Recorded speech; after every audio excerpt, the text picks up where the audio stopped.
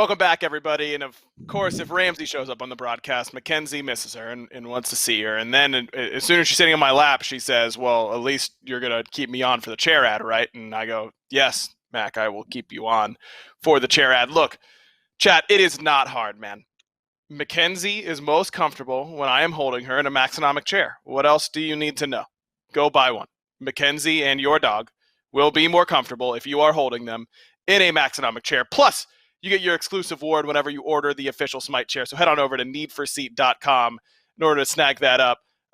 Mackenzie, I know it's almost dinner time, but I'm gonna have to do a desk segment real quick before I feed you. Okay, you're gonna make it. You're a little. The vet said you're maybe slightly, maybe a little bit overweight, but don't worry, I'm still going to give you 2 scoops like I normally do, but you have to go run it off over there as we have to get into the final set of the day. AJ, look, man, I was not going to do you dirty by having Mackenzie on my lap the whole death segment. Like, you would have had no one would have cared what you had to say. It wouldn't have been personal. I want people to be actually able to listen to what you're saying instead of just staring at the dog the whole time. So let's get into it, shall we? The 4th set of the day, our first chance at seeing the Snake Pit. What have you seen from Snake Pit here in this phase that you expect to continue here this weekend? From what I've seen, it's just been a lot of play down the mid and jungle combination of Angry and Worst Turtle, and that's somewhat surprising given that the talent on the rest of the squad is also up there, maybe even slightly better than them, when you have Spudio and Genetics, 2 up-and-comers in Genetics featuring in the SPL previously, but it has basically been the Angry show. Angry has been putting in performances in mid lane. It's always been the focus of the opposition to shut him down, to make sure he's not comfortable on the picks that he does. And even if they do focus him down and he's playing something like the Kukulkan, he's just going to go into a breastplate of Valor and be nigh on unkillable. So not the duo lane play that I would expect when looking at this team. Like you said, Spudio and Genetics, 2 mainstays in the SCC, 2 very, very talented players that have been at the top of the European SCC for quite some time. But Angry and Worst Turtle might be the ones to watch out for when watching this squad. Of course, you got Terrorem over there in the solo lane as well. But I think that the way that things have gone so far here this weekend and the style of picks that we have seen kind of makes sense that Angry wants to play the more defensive stuff. There's been a lot of dive happening so far in Europe.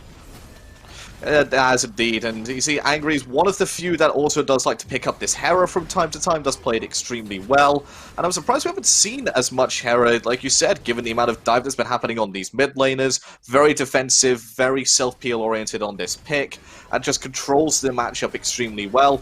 You can see them up here against Belt Slap. They've taken games off them, they've managed to push them as hard as possible, and at times have looked like the better team against them, so I'm expecting them to continue their good form into this first set.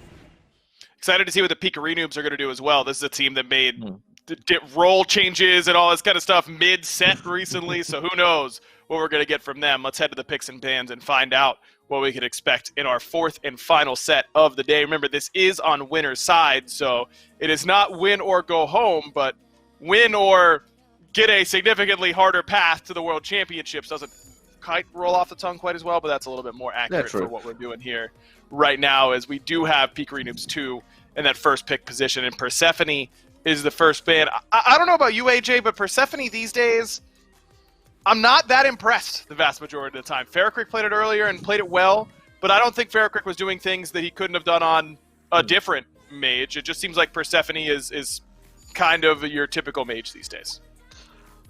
I sort of agree with you. I see Persephone's standards have slipped a bit from these mid laners. When she was first able to be played in the SPL, it seemed like she was absolutely unstoppable, this monster that can essentially carry the game by herself, 1v5 the enemy team.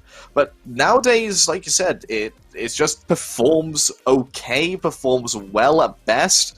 And I think it's just come down to a lack of practice. Teams are consistently banning this god away in scrims. They're not allowing the Persephone to even be practiced. And when you're eventually just thrust into the spotlight and forced to play her, it can be a bit daunting, the mechanics are a bit rusty, positioning is a bit rusty on this god, and that could just lead to some subpar performances at best. Well, the rest of the band's pretty standard if you're Pikarinoobs, especially in Yamoja and Set. A little interested about these Snake Pit bans here. Nike we've seen a good amount of today. Tsukiyomi has been ADC earlier on today and looked pretty good for this Pikarinoobs squad. And then the Giannis as well as Pikarino, I believe, played that earlier. So pretty targeted bans, I would say, here by the Snake Pit. Now leaves open the Guan Yu for the very first selection. Guan has definitely seen his stock rise as of late. Yeah, but there's one god that's seen his stock rise a bit more, and that is one particular ADC that's just absolutely dominating the lanes, has just won pretty much every single game. I can't quite put my finger on it. It seems like it's just in the back of the mind. Oh yeah, it's Ram. Ram's just completely ignored by both teams here, surprisingly. But the Hell Khepri combo, you are not really touching Snake Pit here in terms of the survivability. Super, super difficult to shut down the pick that you feel like you absolutely have to shut down. So that's not a great position to be in. But Pikarinoobs go, oh, that kind of looks like fun. Maybe we do it, but a little bit more single target oriented. Aphrodite and is locked in. Kali being hovered. This is going to get a long, long game ahead of us, I think, if these two get locked in, because both teams probably are going to feel like they want to take the game late. You don't want to fight early, and that is the strat here for Pikarinoobs. What you could do, but a little bit different. Afro Kali on one side, Hell Khepri on the other. And if I have to give an advantage to one of the two matchups, it would definitely have to be the Kali Aphrodite, simply because they have a bit more of the lockdown apart from one character. Khepri, the only one in that 2v2 that can peel for the other person, whilst with the Kali Aphrodite, both of them have stuns, one of which has a leap, and the other one's got a nice back off as well. So good options available for the Aphrodite Kali to continue the chase down, not so much in the Hell Khepri, but that's where the Saquette's going to come in. The Saquette's just going to roll up, try and shut down the healing coming out from this Aphrodite, coming out from this Kali, and maybe just negate the passive coming out from the Kali when she gets a target kill. Really, really interesting picks in bans phase already. I think we're going to end up with a pretty unique game in the sense that healers are going to be the name of this one for sure. The Serket matchup into Afro is usually one that I think is a really big trap matchup. Everyone thinks, oh, 100% anti-heal is so good against Afro, but really Serket is an all-in god for her damage, and Afro is really good at stopping all-in damage. But against the Kali in particular, I find myself agreeing with you that that is a good matchup, just to make sure that destruction will not matter. If you put Last Breath on the Kali on the back half of destruction when she's going to die, she's dead almost no matter what she does unless she has Aegis. So that's a pretty good setup there, for the Snake Pit. As Rom gets banned, AJ, what is going on in Europe? Does no one think Cupid's good? I don't get it. I had that exact same question when we were watching the very final week of the regular split. We're watching the tiebreaker games. Cupid was not picked up banned whatsoever by the Puppies. And the Puppies were a team that made Cupid the pick that he is in Europe, and they just decided, no, let's not pick him, let's pick Set ADC instead. And when teams are valuing Set ADC over Cupid, you know that they're just saying Cupid's just flat out bad now, which I completely disagree with. I think Cupid's still cream of the crop. For me, it's Rom, Cupid, little bit bigger Heimdall, larger gap after that, basically, as we get to someone like Hachiman, who is probably around that area, as that is the pick here for the Pikarinoobs, and Sun Wukong rounds out the draft here for the Snake Pit. AJ, which pocketed healer comp is going to get game one? If we're talking about the 2v2 Kali Aphrodite, if we're talking about the 5v5, I've got to give it to the Snake Pit, because they got more options just outside of that, I feel. A lot of options for dive with this Wukong and Serket combined in the safety coming from the Heimdall. That Kuzenbo, though, might be throwing everybody for a loop. Kuzenbo can definitely displace those key targets in those key moments. Snake Pit looking to keep their seeding. Remember, they did get the bye coming into this, and they've seen what Pikarinoobs can do. We'll see if they've gotten that information to a point where they can find the Game 1 victory. Getting into it here on the final game of our Thursday. Let's throw it down for the casters for Pikarinoobs 2 up against the Snake Pit. Thank you on the desk, Aggro and Alpha Jackal. It is Finch and Kiki here on the cast. Been having a great time hanging out with you all day, Kiki. So let's keep this going here with Pikarinoobs versus Snake Pit. You heard them on the desk, maybe a little bit favoring Snake Pit with their draft, but which way are you leaning? These are two pretty solid drafts, all things considered. I'm definitely favoring the Circuit comp just because Callie has a pretty bad early game. If she can get to level 5 comfortably, sure, but Circuit can control so much, and he's actually rushing this Boots 1 start. So if he can get that online and look for a gank, it could set up a good path. That'll be the idea. Can Horse Turtle get off to a good start here? Or will he get stalled out by this Pikarinoobs draft? They have this Aphrodite. A lot of people consider her one of those top mid laners right now. But around her, some other late game picks, right? You think this Kali, this Hantimon might want to try and farm a little bit. So maybe it won't be Pikarinoobs that are looking for action. Do you expect Pikarinoobs to be aggressive early, or are they going to be waiting until later on? I'm gonna look at the duo lane. We do have Kuzembo and Hachi. They can definitely make some things happen. But mid lane's kind of a stall, hell into Afro. It's just very 50-50. And Guan could maybe get an advantage onto the Wukong, but I think we'll be seeing a pretty even game in the early game. Even, and maybe perhaps played a little bit cautiously here for these two teams, because they both have a pretty good late game to try and rely on as Davey gets aggressive first, but Genetics is certainly ready. And look at Rapio looking for a little bit of the cringe gang. Two-man stun, not a bad way to start, and Genetics is in an awful position. Shell expended, and perhaps a waste as Pikarinoobs find first blood. Look at that. Callie gets first blood, and that's definitely going to set up a really good time for her. Exactly what she needs. Meanwhile, Circuit's over there with her Boots 1, just clearing out the oracles. Nothing much yet. Not quite as good as finding the early gank here from Rapio, perhaps, as he's getting active.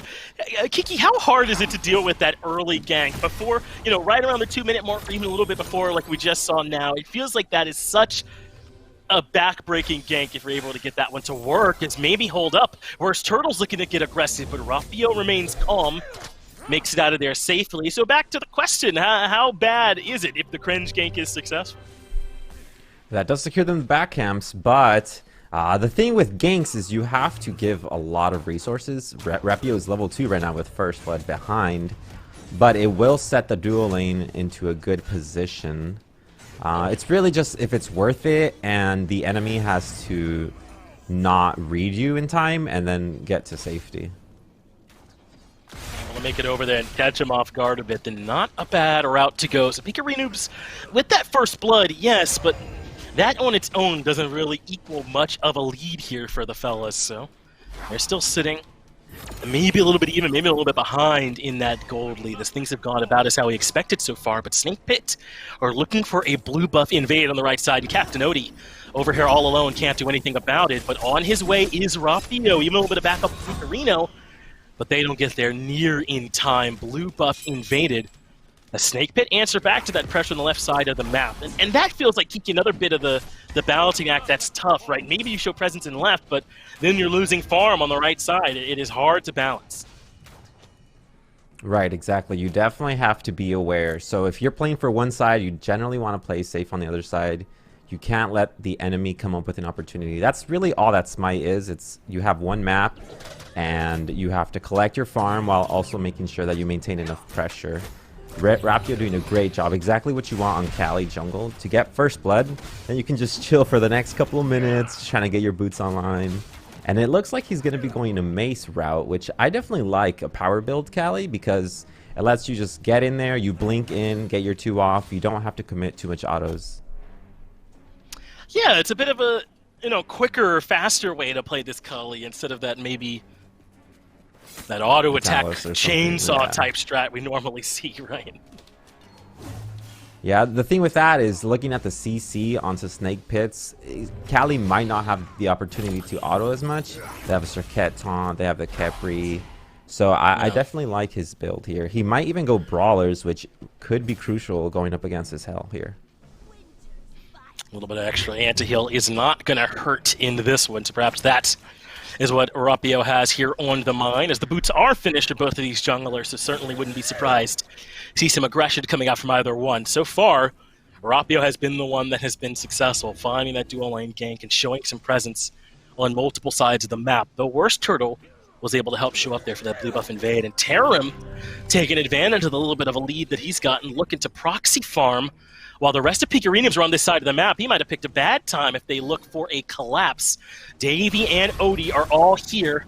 Oxform, though, so good. Tarim back towards safety, and now they'd have to overreach to find a kill, so instead they're zoning, looking to secure the blue buff, but Davey has already fallen low, last breath used on him, and that means the rest of Snake Pit are on the way out. Worst Turtle has retreated, but Genetics is stuck in the middle and taking a ton of damage. Meanwhile, Davey somehow is still in the brawl way in the back as Tarim bird forms right past him to look for Captain Odie instead. The dash gets caught, Snake Pit find their first kill, and Pikarinoobs may have overstepped. Great play by Wukong there, creating a lot of just diversion. He ended up diving the Kuzembo there and let them all snowball into the blue buff there, which just set up their team to get an easy kill there. Very good patience by them, honestly.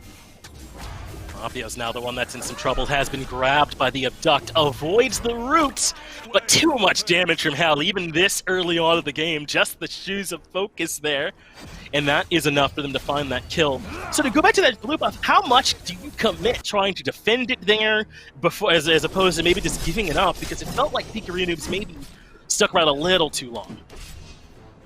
Well, they actually did a good job just keeping them off the blue. Rapio ended up just one-shotting it with the help of Afro, but the problem is that they committed to the fight. They could have disengaged. They blew the Circle onto the Kuzembo, but they felt like they could snowball it, especially with the Guan Yu. You like to just group up, but now they're not in a great position. Afro is going to be behind this Hell here, which Hell has AoE heals, which is definitely much better for the early mid game.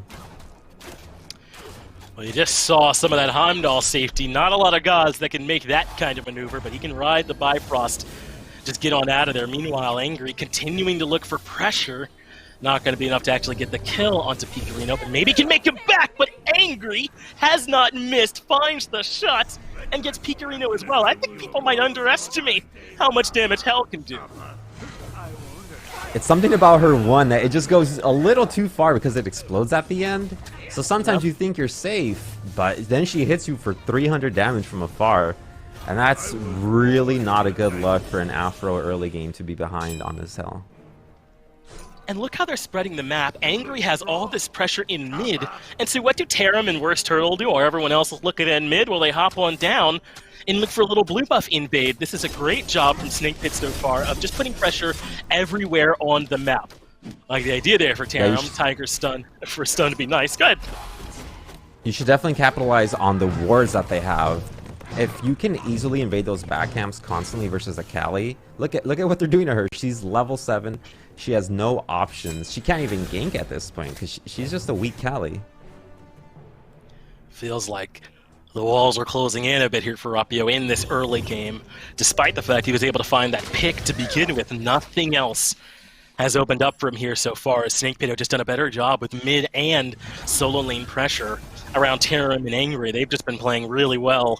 And it's left Pikarino's kind of struggling here a little bit to figure out where exactly it is they should go, and especially, as you already covered, where Rapio should go. But they still have a great late game to look forward to, so as long as they can keep it close, maybe it won't be too bad. Yeah, hopefully, but if you look at Snake Pit's comp, around mid-game, they can easily just group up. They have the Kepri, they have the Hell. They can group up, take any tower that they want, and they could easily break open the game here. Looks like Kuzembo's looking for a gank onto the time. Forces his ult and his beads, but he's safe here, and he'll probably be safe for the rest of his timer.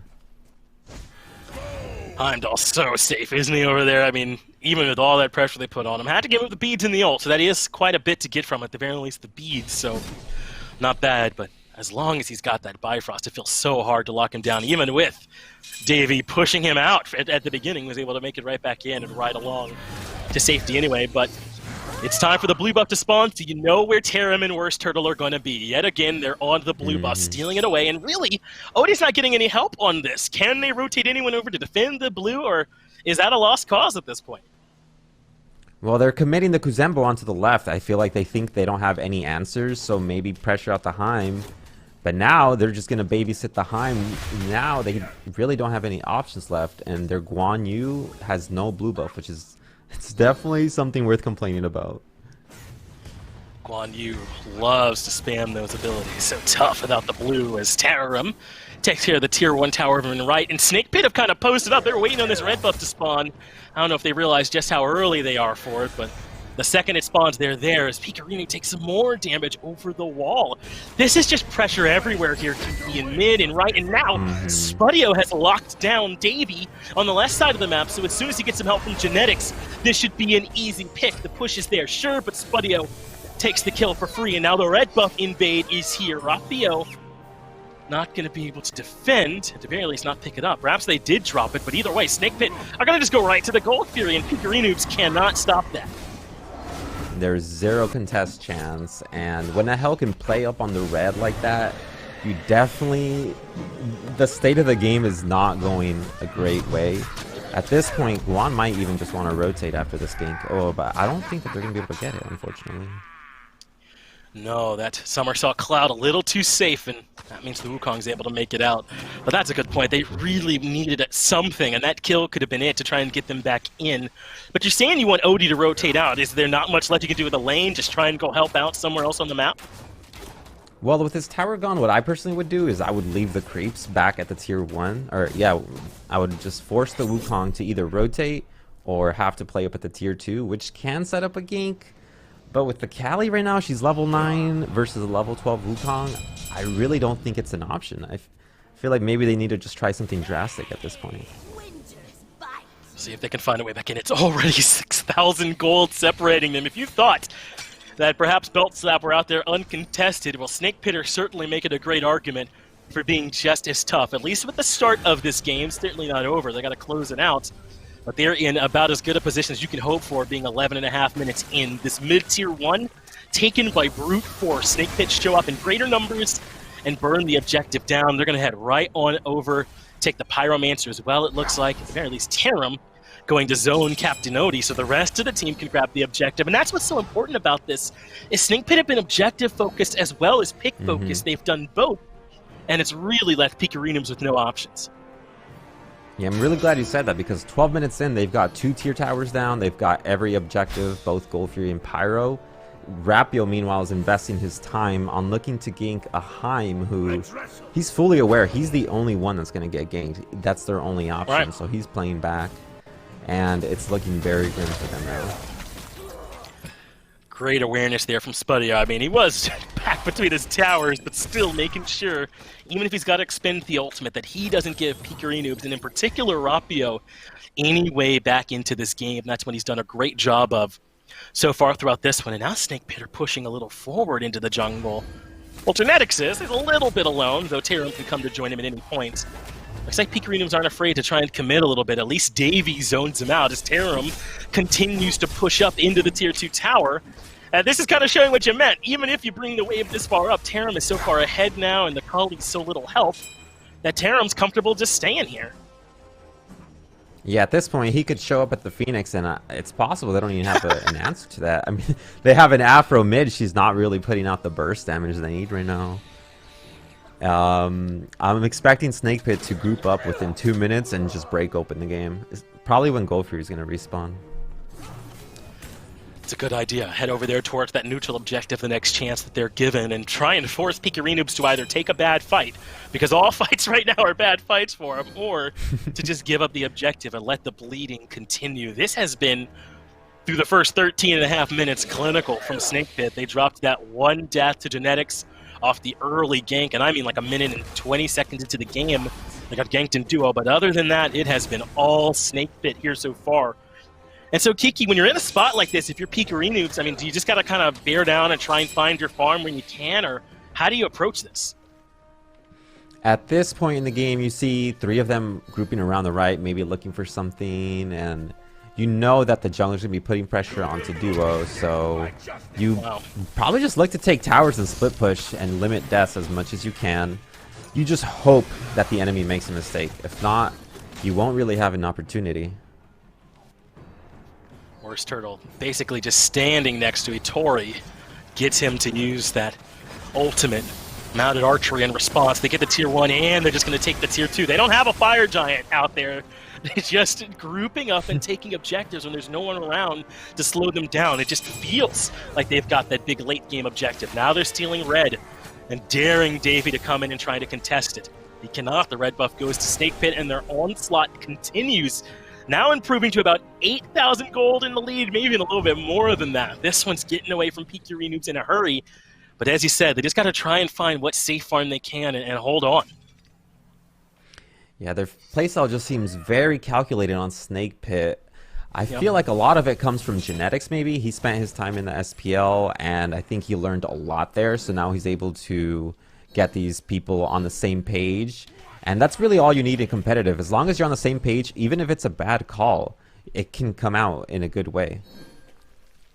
I 100% agree, right? I'd rather have all of us doing the wrong thing than some doing the right, as there's trouble in mid already. Pikarino has used back off to get a little bit of breathing room. He does not have the ultimate here either.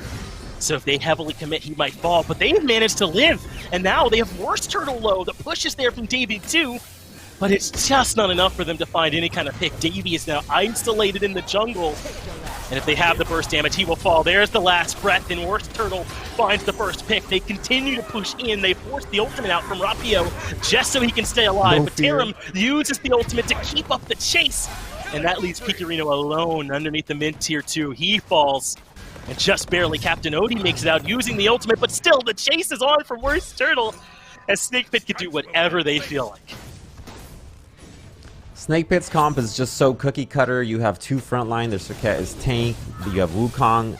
They have zero fear as they're diving tier 2 16 minutes in the game. It's actually insane. And Worstl is the BM. Takes the backhamps, takes the Callie's life. Couple of spam taunts in there just for chuckles, I guess. Enjoying that the game's going this well so far, it seems. Snake Pit will indeed grab that Oni Fury, as you certainly knew. No way that Pikarinoobs will be able to contest from here either. Maybe Davey can stop Terra from taking the red buff, maybe in his wildest dreams, but certainly can't do anything about the Oni. And hey, looks like Davey was able to take it. He certainly has a red buff around him, so a little small victory there for Pikarinoobs. Hey, at this point, you gotta take what you can get. I mean, Kazemba with red buff, maybe he'll be the one who kills someone. But this level 17 Hell right now, I don't think anyone's gonna kill her. She decided to go Mantle, having full faith in her team. As long as they live, I don't see anything bad happening. Unless they lose Fire Giant? That might be about the only way back in here for Pikarinoobs, but it's nearly 12,000 gold down that they'll have to contend with as they look to contest the objective. On it already or Snake Pit. Looks like they're going to go for the Pyromancer here first. Thanks, Doug, for stopping me from doing math live. It's 11,000 damage from here. Or 11,000 gold, rather, in the lead as Pyromancer goes down. Genetics does get the pull onto Davey, but no one's here for the hard commit. It looks like Snake Pit are more baiting the FG than actually trying to do it, but only Davey is here to try and see if they actually start the objective up. So Snake Pit instead just go for objectives. I like this, right? I mean, one of the only ways you throw this is if you give up a Fire Giant. Yeah, I'm a firm believer. If you have a healer on your team, you want to get as much gold as possible because then your heals will heal more. So don't do anything aggressive. Everyone likes to just rush Fire Giants, but definitely knock out the tier 2s first. Collect your gold. And now, this is maybe even a free Phoenix here, which will break open the game. Which, if it was already broken, honestly, this is a big Exactly. This is a low risker here from Snake Pit as they go for the right side. Phoenix Davey is melting under the pressure. Worst Turtle finds the very first kill of the engagement. Meanwhile, Tarim has 3 busy all on his own. That means Odie is in an absolute miserable position. Worst Turtle gets the double kill. Right side, Phoenix is theirs if they want it, but they want the kills first. The ultimate comes out from Rapio. The only reason he still draws breath as the right side Phoenix comes down. And Snake Pit continue to go about this in a clinical manner. They can go for FG now if they want, that they've killed 2 and taken the Phoenix. And it's not even like the Pikarinoobs are playing like noobs. The tanks are playing as they think they need to, that they're absorbing damage, but they don't really have the burst. They have an Afro, and she's not going to be able to out-heal the amount of damage that they're putting out now. So I've never been a big fan of Hachi. I have to bring this up now because he just doesn't disrupt enough. Right? His ult is a slow. He has a banner for attack speed, and the Kali is just behind at this point, so they don't really have an answer. Don't have a way to get back in, it feels right now. Maybe something on these Phoenix Sieges, but it went so cleanly just now when they didn't even have fire, and now they've got it. As I like this, I assume this was the plan from the beginning, was to eventually have a late-game Kali and a late-game Aphrodite that are always chained up together, but they just never really got there up until this point. 0-2 for Pikarino, 1-2 for Rapio, not a whole lot better, and only has Hastened and Balanced Blade finished. They're just not quite to what we know they could have been capable of if the early game had gone better, but it was such a blowout right from the beginning that they never got a chance to really show how this draft could have worked.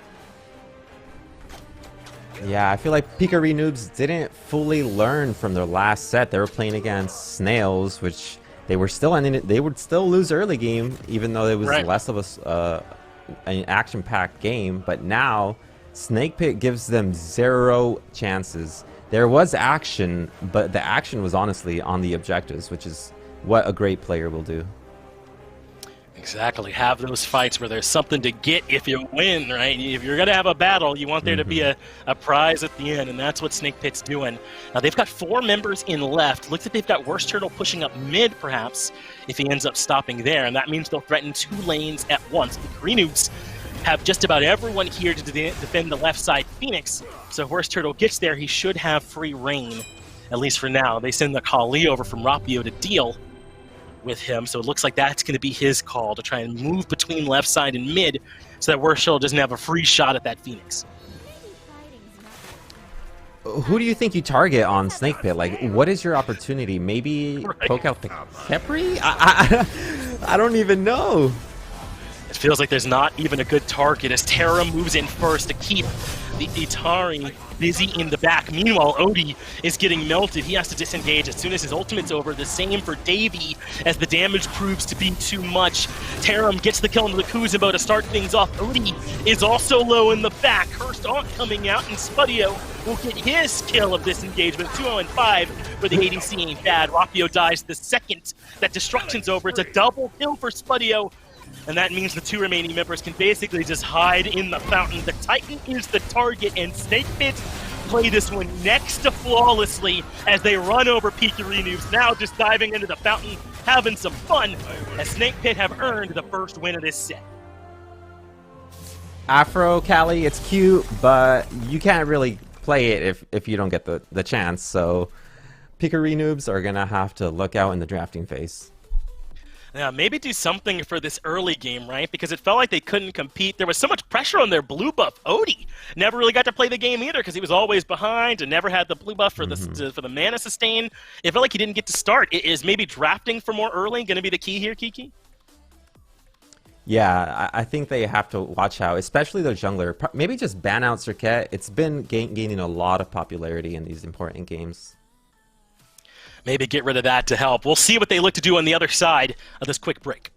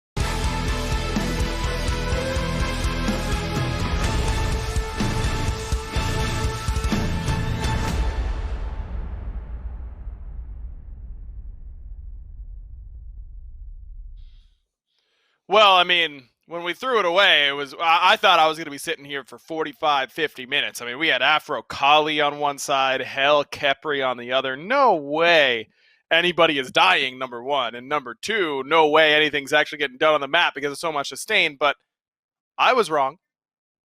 It was actually pretty quick. 22 minutes, and it looks easy for the Snake Pit. AJ, even with the dual lane gank at the very start, Rapio can't snowball the game. The Hell gets very far ahead, and Hell from ahead feels impossible to beat. Not only does she have a lot of healing, but a ton of damage as well. She is absolutely impossible to beat. She is the most snowbally god in the world. If she gets ahead, she is the best god in the game. If she is behind, she's just cannon fodder for the other team. That's just the way I see things, and all credits to the Snake Pit. They managed to get their Hell ahead. They managed to not even need the Kepri at most of the point during this game, as it was just always angry, continuously pumping out the damage, pumping out the kills, pumping out the pressure.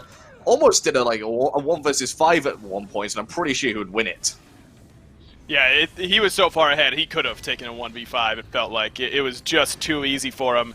And that's how Hell goes, man. Once you get ahead, it is just impossible, because she'll out-heal your damage and she'll one-tap you. Worst Turtle was a huge part, of course, of getting this Hell ahead. He had a great game on the Circuit, really played his role very well. Terrorem on this Wukong was gigantic in this one. Just repeated blue buff invade after blue buff invade. Captain Odie felt like probably couldn't play the game at all based on how it went early on.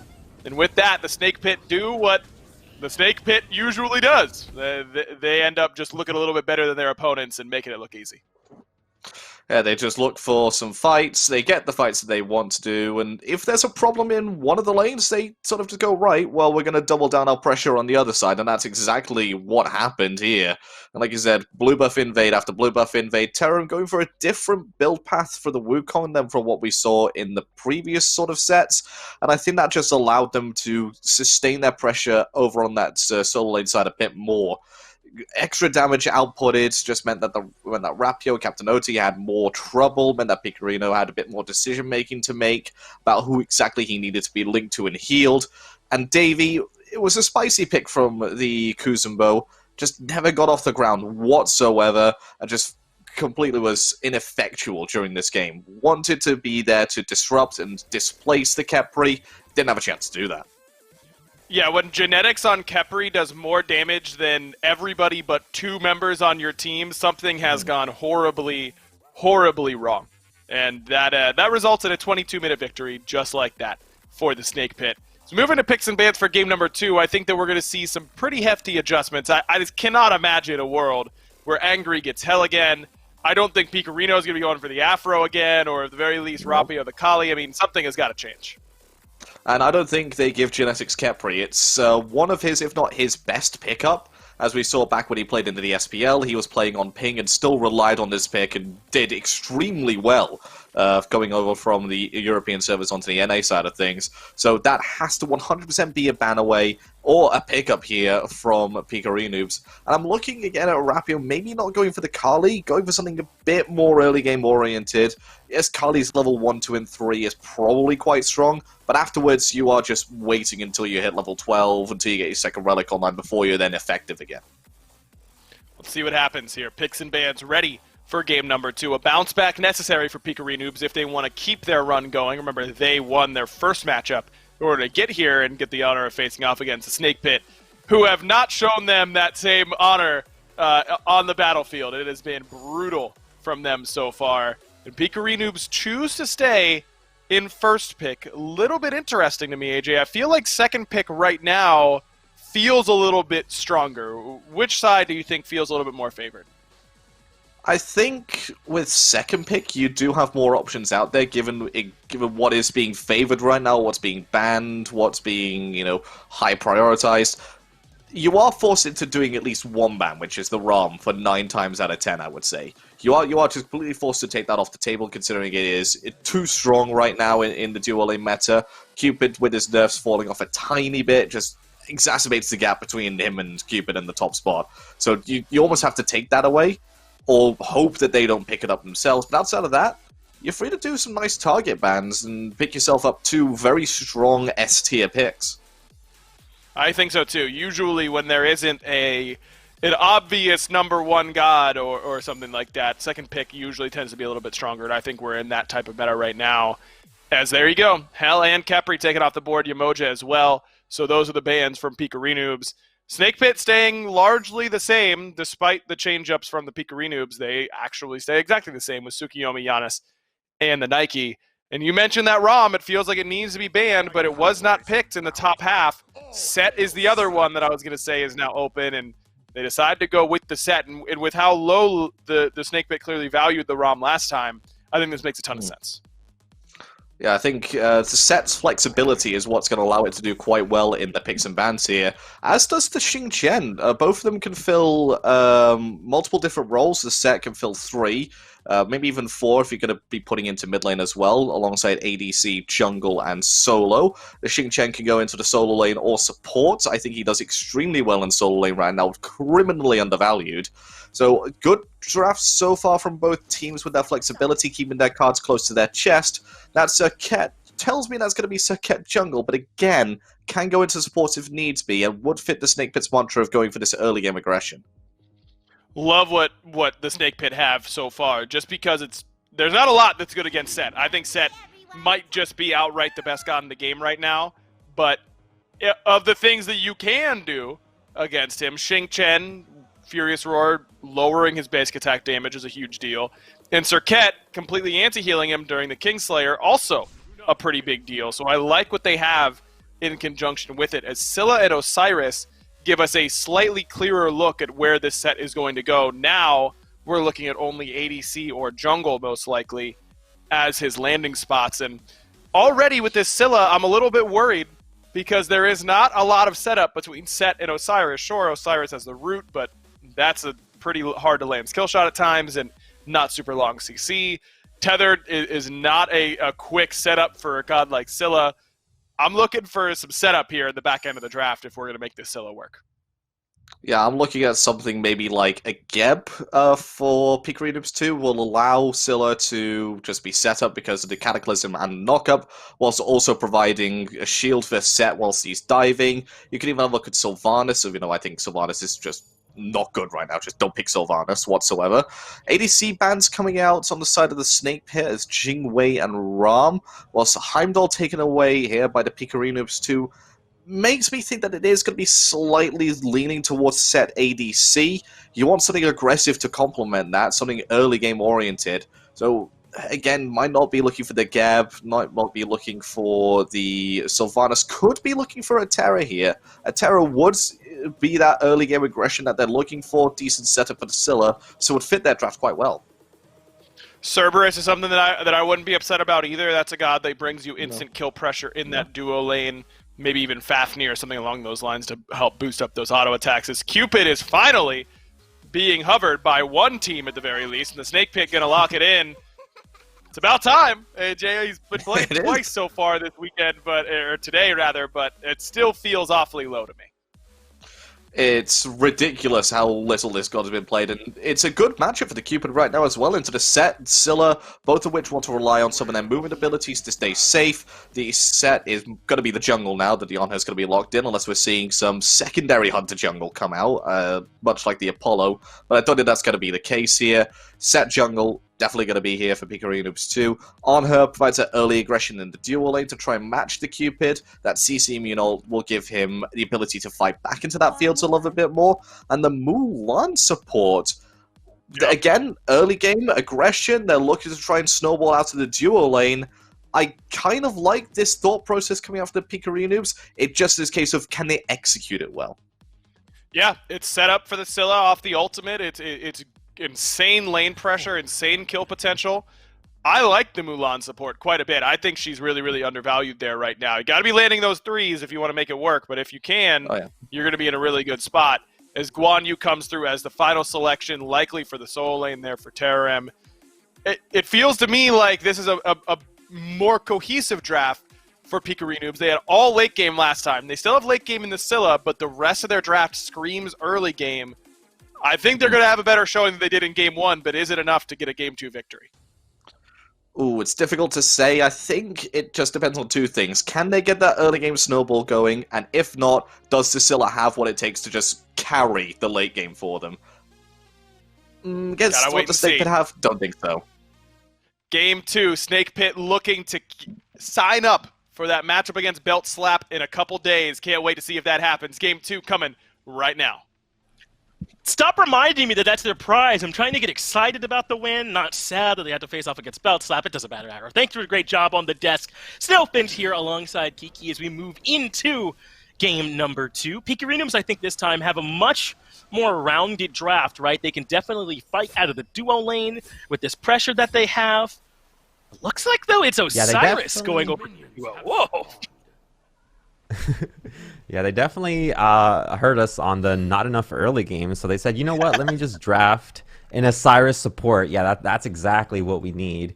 Although I'm not so sure about the Scylla. They picked Scylla when Persephone was up, the god of the Horde of the Deep. I don't know, you should only pick her when you have to go deep into your god pool, not in the top 3, but she does do okay in the early game, so maybe they really like it with this Mulan jungle. Yeah, Scylla's damage is not so bad when she gets a few items online, right? But kind of as you said, I think there's some more consistent picks out there can work. We were talking a little bit backstage about how this pick does have that CC immunity in the ult, which is nice. It'll help her get away from the Shin Chin. That might have factored in there a little bit, but probably not at the top of your pick ban list, this Scylla pick form. So we'll see how it works. Pikarinu is also on what appears to be the Mulan jungle, and then Davey is going over to the solo lane with this set. That's where I want my set. I like set solo, but how do you feel Mulan does out of the jungle? I think she has potential. She does do a good amount of damage, but her problem is getting in there, because if you blink in, you're fully committing. She doesn't really have an escape until you have your 3 is able to go on walls. And Circat just has a much easier time being aggressive. And I think that 3 you mentioned is going to be really important for Pikarinu. I think we heard Aggro talk about on the desk as well. If you're hitting those pulls consistently, Mulan's value goes up so much. It's such a nice way for her to kind of lock down someone, to set up for herself or her team. But if you're kind of a little bit off with those, because the timing is a little bit different from some other abilities, then you're really leaving a lot on the table as far as Mulan goes. It's honestly one of my favorite abilities on Mulan, her grapple. I even like to get a couple of levels in it just to make sure that you can get the damage out so you can grapple walls soon. Because as soon as you can grapple walls, you can juke a lot of things. People do not tend to expect it.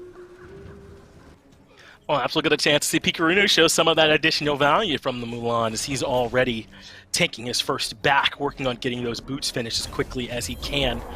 This one already has been a little bit slower for both of these teams. I think Pikarinoobs are enjoying that it's a slight pace, though I believe it was Rapia who got that gank last time, right, when he came over in the jungle. Again, Pikarinoobs are kind of switching things up here with the draft. Pikarinu not playing in the mid this time, Rapia taking that role. And we'll see how his jungle looks there on this Mulan. No early ganks from him or Worst Turtle just yet. But again, that's not really a problem or anything, as Taram wants to look for this blue buff here, not making it in just yet, as Pikarinu doing a good job contesting, but in comes Worst Turtle. David gets locked down, and just like that, Snake Pit found first blood. Not much that Mulan can do. Maybe if he had his 3, he could have interrupted Circuit's 1, but instead, he just watches as his set solo dies, and he even walks in looking to steal it, and he does not get it, and he dies. Very unfortunate. Yeah, I don't think that was the right call there, as Genetics is able to get away from Odie and the pressure coming out from Itori here as well on her. Pretty combative in the early game, but that's pretty painful over there on the right side of the map for him. I mean, that blue buff pressure is exactly what hurt them last game, and now they have to deal with the same thing again, and maybe it'll be Davey this time who never gets to have a blue buff. And keep in mind, if Set did have pressure right now, he would get Totem, which would allow Osiris to pressure in his dual lane. But instead, it's just going to be a wash. There's going to be no gain for them. And I expected some sort of early benefit from this Osiris, but Jing Chen and Cupid seem to outlane them. I'm a bit surprised by that too. I mean, I don't want to say Osiris is going to go away completely, but I don't know if he's going to find much better value than, you know, what he can do for them in the beginning of this game. And then later you're just going to have a less farmed Osiris than you would have had if he was in the solo lane, because he's struggling along with that support farm. So they really need to show us what Odie can do on this pick, or it's going to start to look a lot worse later on when it's struggling for farm. There's also a thing where you can stack too many slows on your team comp. They have Set, Osiris on her. I remember one time I was competing and we picked like Nem, Zhang, a bunch of slows. And we were like, wait, hold on, we have no CC. So once we were in the game, it's just really hard because sure, the enemy's slowed, but that's not going to stop them from killing you. Maybe not enough on its own. But take a look here at Rapio's start. It's just full Rod of Tahuti, not Mage's Blessing Rod, not Boots Rod, just straight up Rod Rush. How do you like this start here? Maybe it's something Scylla can benefit a lot from, but it can be a little bit slow to start with. Maybe all the rule swapping hasn't really let him learn how to build, or maybe it's a luxury build that he really likes on Scylla. I don't think that his team's going to be getting people down to half health anytime soon, though. He's going to have to use the Scylla ult as an escape. Did there. Actually pretty good that Rapio got in the way of that ult. I think it might have gotten the kill into that other low target, but they end up trading the aggro well. And look at Terum's path of terror. He is running over DB, didn't even need worse. Turtle, 3 kills already. And Kiki, I'm starting to see a lot of what we saw in game 1. It's early pressure from Snake Pit, and they're already over 2,000 gold up. Yeah, I'm not sure if I saw that right, but Set was near their tier 2? I don't know what he was doing, what sort of adventures he was looking for, but you're up against the Guan. He's going to shred you down and make you regret it. Exactly what Terrorim did there. Maybe Davey looking to try and start a proxy farm, but that's not the phase in the game where that'll work. Is Itori looking for some punishment onto Spudio, but he still had the dash, so no chance for it to happen there. So they end up kind of giving up on that little pressure. But I like that Itori at least is getting aggressive, right? It's kind of the only place on the map where they have a fighting chance with the way this game has gone so far. This on her with the Desert Fury into Fields of Love has a pretty good matchup here. Yeah, it was pretty cocky, but if you'll notice, they do have really good wards. Blue side has wards in the mid, covering the rotation, so he's free to aggress onto this Cupid. Circuit barely gets out alive. One tower shot would have done her. And she does get her ult on Mulan, but it's not enough. Doesn't quite make it. Meanwhile, Angry's ultimate didn't seem to connect either. He kind of went a little too left there when the fight went right, so was not able to connect. Plus, we saw some ultimates traded just now. Genetics trades his out for Captain Odie's, and that's the matchup I was discussing. Obviously, Itori with the CC immune Desert Fury can ult right out of Fields of Love. Pikarino, though, could be in some trouble. No, it's really only Genetics that recognizes he's there. The rest of Snake Pit are going to do as they've done all sets and steal away their blue buff on repeat. And apparently the Pikarinoobs solo laner just does not get to have blue. They can't defend it. Yeah, and he might not be able to back here. He was going to proxy since he can't defend the blue buff. Oh, and he barely gets it off. Great job by Davey there. That does waste some of Circuit's time, but with Snake Pit up 3k in 7 minutes, I expect them to group up shortly and just make it happen. We know that they're objective-minded, right? They did that so well in Game 1, so as soon as they get ready, I know they're going to be on a Fury or pushing a tower or something like that. It's exactly what they did last game that helped them build that lead up so quickly. So Pikarinoobs are going to have to make sure they can prevent it. They've got some gods who are better at fighting in early. I know they're behind, but you could definitely still get value out of On Her or Scylla Crush or something like that to get them back into this game. Guan is backing. I'm curious if he's going to finish Breastplate here. No, he didn't finish his back. Once Guan gets Breastplate, he can group up and just heal on cooldown. His cooldowns are so slow. Great Xingqian ult by Genetics there. I'm not sure what his intentions were, why he was so close to the tower line by himself. Yeah. But that nets him a death right there.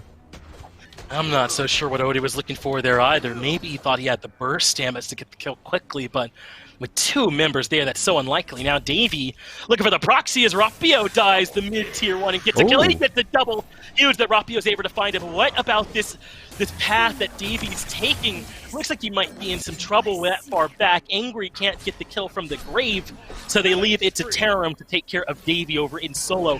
But still, that's huge that Rapio was able to find that double. That is some sign of life there for Pikarinoobs. Yeah, and Davey might have actually caused some disturbance in their comms. When he's proxying at Phoenix, that makes the enemy have to acknowledge it. So that maybe set up Rapio for an easy 1-2 with his rod up to Hootie, which he did rush, as you said. He was able to get a double kill. So this is the look back at what happened. Rapio just goes for it. I'm a monster, connects, and dunks Angry into the mid-tier one. He hits them both. Okay, Rapio's got some raw skill with the Scylla, so maybe I won't complain too much about the pick. Not alone. Yeah, what a beast. I mean, I guess that's why you top 3 it over Persephone, showing us that it can be done.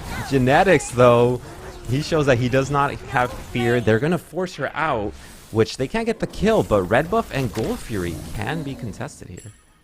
Wow, so calculated, right? They go for the kill there onto Rapio. If they get it, great. If they don't, they still pressure him out and get the red buff exactly like we saw there.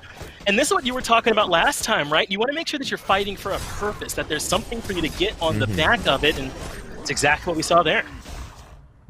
Right, because if you get a kill and you're low and you have to back, you gained like what, like 100, 200 gold? That's not going to merit you anything. Once you steal XP from the enemy, that's when you start seeing some sort of effect. Davey looking for the solo kill though, gets a little overzealous and gets a 3-man rotation onto him. Although his team is here to just kind of say hi, I guess. They get there too late to help him out. I think Davey wins the 1v1 now, but just wasn't enough as Rapio misses the I'm a Monster this time, so he's in trouble in his battle up against Angry. Meanwhile, the same is true for Odie. Angry gets the fadeaway shot, so does Worst Turtle, and it's a disaster off Davey looking for the 1v1 for Tarum. Every lane is losing support from duo. Mid just got soloed, and poor Davey is 0-4. That's like 4 deaths, more than every 3 minutes. Onher's probably gonna have to look to rotate soon instead of bullying out this poor little Cupid. Tori, the only person for Pikarinoobs with some kind of lead, and he's trying to put it to work for him, but there's just not enough for him to do on this left side of the map alone. As you said, they might need him to start doing a little bit of rotating, getting involved with some of these fights in mid. But if he rotates over and doesn't find anything, then that's the window Spuddy would need to catch up. So much pressure on Tori to make sure that he's running this correctly as he's patient with his ultimate, but Genetics can't get there in time, and Tori makes it out easily without giving up any cooldowns. Guan Yu maybe looking to rotate. No, he's going to keep farming it up. He's going to wait until he has his next item. It's going to be another CDR item, and once Guan has 40% CDR, blue buff included, that's when he's essentially just a healing and killing machine. How do you stop it? The Talu was soft, the heal, it's all there, and it's happening so quick. You can't shut it down. So the red buff invade, again successful for Snake Pit. That was taken away as there's one on Genetics and Angry. Really the only area where things are quite working out for them is Tori, but Pikarinoobs don't seem to know how to get him involved as Davey again goes for the proxy farm. We've been giving Davey a hard time, but he wins any 1v1 he takes right now, and he's daring someone to come out and contest him. You saw that when he proved it up against Tarum earlier. It looks like no one wants to go up there and try and stop him. He's just getting away with the proxy for now. Yeah, he's 0-4 at this point. He's actually worth like 30, 40 gold. He might not even be worth the time to invest it. So it does shut down his morale though to die, but we've seen that Snake Pits, they're all about the objective. I'm kind of surprised they haven't looked for a gold or a pyro yet, but yeah. I think a lot of it's because Genetics is looking for those flashy blink ults, and they're slightly whiffing sometimes. Not connecting on all of them, getting immune by some of the CC immunity that's out there, or people getting out of the way, so gotta make sure he's playing a little bit more with the team as Davey is continuing to just run around on the Chaos side of the map, but I think Odie's in trouble. Lord of the Afterlife allows him to escape, but that's a big ultimate for Snake Pit to know is down if they want to start a fight. So Davey makes his way into the mid, Grasp of Death does not connect, but now Davey's underneath the mid tier 1 tower, and Worst Turtle gets the kill. What about Pikarino? He's left in the middle. That Mulan doesn't have much he can do, and Rapio is running away with all their damage. He's not even using I'm a Monster to try and connect, so Tarum takes care of Pikarino. It looks like we're going to have to come out of the game. That's not a good fight that's brewing there in mid, unless, of course, you're a fan of Snake Pit. I mean, Davey did a good job at grouping them up, but he was inside 4 of them, rotating from like around their Phoenix. It's just not the time. They're not in the position. This poor Mulan is level 11. I'm curious what her damage is because I feel like she really hasn't been able to hit anyone. No, some of these 2 warriors in particular, right? Odie and then Pikarino on this Mulan, they have not panned out. You're expecting them to be what helps them in this early game, to be that bridge so that Scylla can kind of get more online, the rest of the squad's ready. I mean, the on-her is there, right? I mean, Itori's looking great. It's just that they don't have a way to use the little bit of a lead that he's got. I mean, he's there if there is dual lane. He hasn't really gone out of there. Maybe he's done like a purple, but if you could see some sort of red buffs invade, maybe back camps, Oracle control, he can influence his team. But right now, he's only gaining positives for himself. And yeah, the Warriors, really surprising how this game has played out because they're supposed to be good in the early game, right? And the Osiris, I don't know. I haven't seen any sickles out here. No, I don't think that it's looked particularly impressive at all, this Osiris in the support role there for him, as Kiki sounds like got some friends over there having a good time for him. But they got to find a bit of a way to slow this down. I mean, it's a little too late, I think, now for these Warriors to be the early aggressors for them. They just need to find a way to stop this bleeding and see if that can be what it can be to get them back into this game. So as you said, try and get Itori in, look for some red buffs maybe, see if they can start some fights. And the good news is that Snake Pit have not done many objectives yet this game. It's been a bit of a change for them since game 1. Yeah, but they still have a 5k lead at 13 minutes in the game. And Mulan, she's currently dead, still not level 12. She needs beads against Serket, Jingchen. She can't comfortably blink in if she's going to get CC'd for, what, like 6 seconds? It's just really brutal.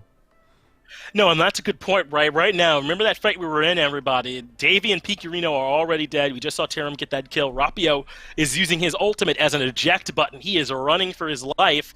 And Itori, nowhere to be seen, at least for now. So this is about as bad of a spot as it gets for Pikarinoobs at this point in the game. We're only 13 minutes in, almost 14 minutes in at this point. It's already the 5,000 gold lead. It's already looking like yet again Snake Pit are in control and looking towards that matchup up against Belt Slap a little bit later on. But maybe Itori can get something working here for him. He's level 14 as opposed to 13. That's coming out from Spudio, so about the only thing that's going their way right now. He does have Rage. He just finished his Rage, so if he can get those stacks online, a couple kills, he can easily snowball for his team. Cupid is going a more attack speed route. But I don't know. They don't really have the setup for the Scylla. They have Mulan grapple. They have Cyrus slows, set slows. It's really gonna have to put Rapio in this position where he has to just land these abilities by himself while the enemy are running in his face. Pikarino has fallen. Looks like they've caught up to Rapio as well, who does get out of there with the Sentinel. But it does not quite pan out there for them. They end up losing everyone except Itori, as Snake Pit, kind of as we expected from that fight, end up closing it out pretty nicely. So obviously we're back here into the game, and Snake Pit are just going to go ahead and grab this gold Fury. First objective that they've really gone for, first neutral objective of the game, but couldn't be more well-timed, right? No one alive to contest. They'll be able to reset off this and spend quite a bit of gold. Yeah, and if we can look at the player damage, yeah, I expected to see Mulan down there. She is above Osiris. I mean, that's a support, but like, no one's doing the damage. Look at Persephone. She's done 2 gods worth of damage. Even Guan has done 2 gods worth of damage. So that's with his healing included. It's a great point. They're getting plenty of value out of Tarum and Angry right now. I think they were the 2 that played so well for them last game, and what do you know, here they are doing it again up against Pikarinoobs in game number 2. So Pyromancer goes their way, the Gold Fury goes their way, and now Tarum looking to try and bully Davey here a little bit. It can be hard to lock down Set sometimes, but Set has backup. Pikarino was on his way. What is this? Pikarinoobs are all pushing up onto the other side of the map. Looking to try and get aggressive. This is so ill-advised from them. Maybe they're expecting a harder reset from Snake Pit, but either way, this is trouble. Rapio falls first, and Genetics catches up to him. Now the lockdown is here to Itori, who's the only shining light for Pikarinoobs, but that light has flickered. Worst Turtle grab that kill. They take care of Pikarino elsewhere. And Kiki, I'm not going to ask you to explain why they were this far up here. I don't know if there's a good one, but they were out of pocket, I think, with that one. Well, I mean, like, I think I've been there before. They probably said, like, let's group up, let's look for some sort of kill, but no one was entering the jungle, so they sort of split up, and they ended up somehow all alone on Pikarinoobs, and they easily get picked. Scylla somehow gets a heart bomb to the face. She dies, and now they're gonna lose Fire Giant at 15 minutes, unless Davey? No, not a chance. Feels like it might have been close, but you're right. Hard to out-confirm when Snake Pit have everybody there on the objective. So the lead balloons even further, up to 9,000. And Davey still gets spotted out by Angry. Grasp of Death lands point blank. And there's a little bit of backup needed. Angry gets the kill, and Davey's bad day descends further. 0-6-0. Really nothing going his way. He really needs to value his life a little. I mean, looking for a solo kill on a Persephone, she has Fire Giant. You're better off killing one creep wave. Even if you do get the kill, you're just better off getting one creep wave. Probably a better look if he just goes to try and farm it up, right? I mean, there was a point in this game where even though he'd been losing, his 1v1 potential was really good, but that's gone. And now Pikarinoobs are setting traps, but Snake Pit are walking around alone, not by any means. Odie falls in the back. Rapio will be the next one up if Worst Turtle can find the damage. Looks like he was trying to Thorns kill her on the crush. No. That didn't pan out, but Tarum kills him anyway. Yeah, Scylla tries her best to sashay out of there, but it's not happening, honey. I'm sorry. They're gonna knock down every tower here. I can expect Snake Pit to be probably 10k up in the next 2 minutes. Yeah, absolutely. Well, they're already 10k up, so 20k. They certainly could make such a move. I don't even know if they're going to slow down on this push. I mean, I know maybe you want to spend some of the gold that you earned, but it's a great opportunity with Fire Giant up, with the map a little bit spread out. You can see Davies over and right just now backing, Pikarinu just now backing as well. So this is an opportunity for Snake Pit to split the map a bit. They'll take this mid-tier 2 tower and have Worst Turtle threaten mid on his own while everyone else goes left, and the Phoenix already taking quite a bit of damage. It's down to half, and Genetics is continuing to pushing up, looking for Odie. Meanwhile, like Tori putting damage into the support, not going to work, as Odie has already fallen. Spudio has the damage. Meanwhile, Worst Turtle pushes up the mid-wave and looks for the flank. Everyone on Pikarinoobs has to back up, and the left Phoenix goes down with little resistance. Worst Turtle really showing that he is the worst, but it doesn't matter because you have healers on your team, and guess what? 0 anti-heal on Pikarinoobs. They're really playing like noobs right now. They do not know how to itemize. I would have loved a Brawlers on Mulan maybe, but she doesn't really apply it well. So the whole thing is just, it's just so drastic.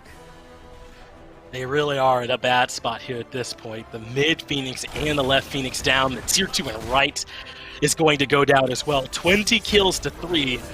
Looks like Pikarinoobs do find Worst Turtle alone over near the red buff, but they can't even find him. And while they're worried about Worst Turtle, the rest of the team is taking the right side Phoenix. Finally, Odie is looking to back so we can join the squad, but Rapio is low thanks to the last breath being used. It's only Itori and Davey that are here to contest. Fields of Love is there to provide some support, but Worst Turtle's denying the backs.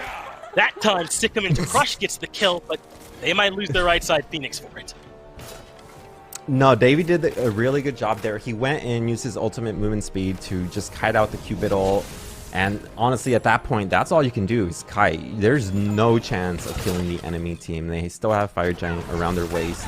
Although it looks like he's looking to aggress here. Juan ult is committing, forces out the Scylla ult. He's still slicing her, gets the stun, and wow, she's dead. Davey's dead in the back.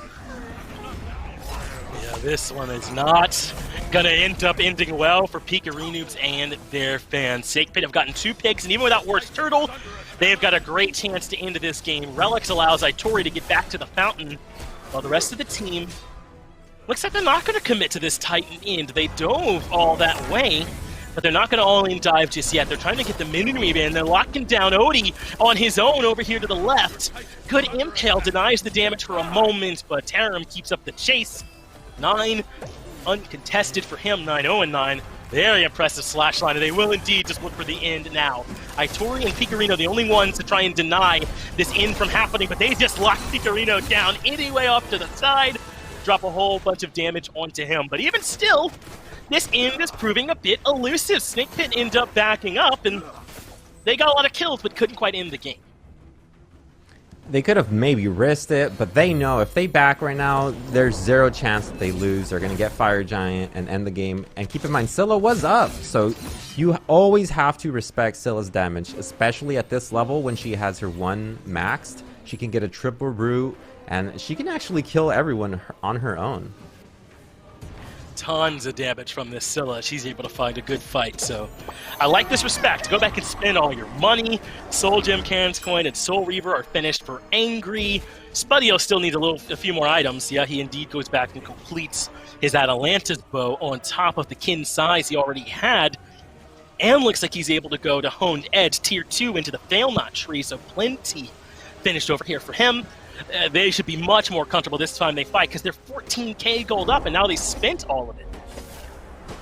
Yeah, now they're just going to get Pyro here. They're going to get Fire Giant. I'm surprised that Pikarinoobs are kind of looking to contest. They're not really in that position. Onher's defending left, but I guess Davey, he just wants to buy them some time maybe. He has set up in the back, so there's a chance he might be able to find a line onto one of these squishies and get a kill onto them quickly. Davey's damage cannot be underestimated because it's certainly strong here at this point, but now I think he might have revealed himself. Looks like they recognize that he's here, so Pikarino moves in to give him a little bit of space, but it's too much damage. Mulan stands still on the ult, and it's an easy kill for Worst Turtle. Meanwhile, Davey never collapses. Ends up watching Pikarino falling while the rest of Snake Pit go right back to FG, and now Davey's here alone. No one else is coming in to contest, so I don't think Davey can afford to step up. They would just collapse on him just like this and get the kill. Davey uses his beads to leave, but Worst Turtle can happily keep up the chase while his team gets FG. Looks like Worst Turtle's going to commit to this. There's nothing else to do. I mean, he's just going to solo Davey here. Itori has not got the memo that we're at a laning phase, bro. Like, you should really help your team out, maybe. Remember I talked about that Rage? He still doesn't have any stacks on it. Unfortunately, Wow. His team has not been grouping up since then, so he has not gotten an assist or anything. Hasn't a chance to get any stacks there on it. Meanwhile, Davey continues his chase, rather his daring escape, as he makes it all the way between the mid Phoenix and the right Phoenix. But Worst Turtle still knows where he is, still will not let Davey back easily. They'll keep up the chase. Snake Pit need to maybe group up a little bit here themselves, but they really can't do whatever they like, right? They're so far ahead. They're in such a comfortable position. As the Worst Turtle continues to march down Davey, who's running out of mana and HP, does have enough to leap away, but the Oni Fury goes down. I think Davey knows there's no escape, so he just turns around for some damage. Can't do any. With Worst Turtle getting that kill, it's a 5v4 for Snake Pit as they look to push. Well, luckily, they've got some levels onto the Mulan and Scylla now, almost 20. But those are really the only players on their team, well, on her included, because honestly, this Osiris, I really forget that he's in the game. He has not had much impact as he has. Rapio has his ultimate forced out solely from the pressure from genetics. And I think Rapio right. Big ultimate from Angry barely connects, and Rapio ends up falling. Now they can all in commit onto the Titan. Is somewhere else. Worst Turtle kills Pikarino. Why are they back there? Either way, Worst Turtle obviously wins that battle. Davey is going to be up in 3 seconds, but I don't even know if that's soon enough. Spudio gets the final kill, and Snake Pit wins this set 2-0. And Kiki, I think if we're being honest, it was never in much doubt. No, 0 stacks on that on her, 0 anti-healing. I mean, they're just really making it hard for themselves to play the game at that point. Yeah, maybe not optimizing there with the build pass. It feels like they weren't so sure where to go for early pressure. I don't know how your blue buff gets camped 2 games in a row. They couldn't come up with an answer to that either. And they're swapping up the roles. I don't know if they think they're stronger in those comps, but I do wonder if there's some inexperience in them when they swap around too. Well, they still have a chance in the losers bracket, so maybe they're just feeling like, oh, I guess I'm good at this role, you know, like... Just kind of feeling it out, I suppose. We'll see how they do in the lower bracket a little bit later on, but for now, we'll get it back over to the desk. Thanks, Finch and Kiki. That's right, another easy game in game number 2 for the Snake Pit. These roster swaps, not roster swaps, but role swaps for the Pikarinoobs continue to be a little bit underwhelming here, AJ. I don't know. I mean, if you were coaching a team that thought, hey, you know, Should we switch it up depending on what god we get? What would you be telling them? I mean, there's a lot I could say right now about the Pikarinoobs' performance, about what I would say to them, but if I actually said what I wanted to say on broadcast, I would get fined to complete bankruptcy and probably get the channel banned. So I'm just going to avoid that conversation completely and just say, no, don't do that. Let's just stick to our roles and just stick what we know, because that's going to give us the best chance of winning, and leave it at that. Yeah, I think that's probably an appropriate response. I find myself agreeing with you. Look, I mean, we could be showing highlights of literally anybody here for Snake Pit, and I'd go, yeah, that person played well. Oh, yeah, that guy played well, too. I mean, it was just the whole team. They just came out and they were the better team on the field today, and I really don't think it was close. For me, what makes this interesting is, did the Snake Pit look dominant enough in your mind to be able to compete with Belt Slap in a few days? I think in Game 1, they looked like they completely dominated the game, like they did in this one, but this Game 2 felt like more like Pikarinoobs were just giving up and having fun rather than the Snake Pit actually showcasing that they were the more dominant team. So it still remains to be seen in my eyes, but I do think that the confidence boost they would have got from 2 very quick games is going to put them in good stead for tomorrow. Well, not tomorrow, the day after. Yeah, agreed. I think that they're going to be looking pretty good with if they're going to look like this. I mean, obviously, Belt Slap is going to be playing on a much different level than Pikarinoobs were here in this one. But overall, Snake Pit playing with confidence is a scary Snake Pit team to go up against. Got to shout out Rapio. He had a sick play in mid. That double I'm a Monster freehand is not easy to do, and that was about the only highlight for Pikarinoobs in this game, or maybe even this set in general. I think they only got 2 kills in game number 1. But as Kiki said, I still have the opportunity to go down into that loser's bracket and maybe find a little bit of momentum in these next few days. Now, as a broadcast note for everybody, we are not going to be able to show all of these losers games. In fact, Pikarinoobs, Cold Alpacas and Warm Snails already got a chance to play their games after their losses, and Cold Alpacas has moved on. That means the Warm Snails are eliminated. Now you can wait and see what happens with Pikarinoobs 2 up against Smiley Face a little bit later on. Those teams will be playing shortly, and you can follow the Smite Pro Twitter in order to find out what happens in that game. We'll be posting that a little bit later on. You can also tune in tomorrow or on Saturday in order to find out, because we'll be updating the bracket as those games are played. With that, the top half of Europe is concluded, and that means that we're going to move on to North America tomorrow. You can find us at 11 a.m. again tomorrow. We're going to kick it off with Hugs and Kisses up against Spreed, the SOC team that a lot of people are talking about because they've got a lot of hype around them. They are going to be quite strong.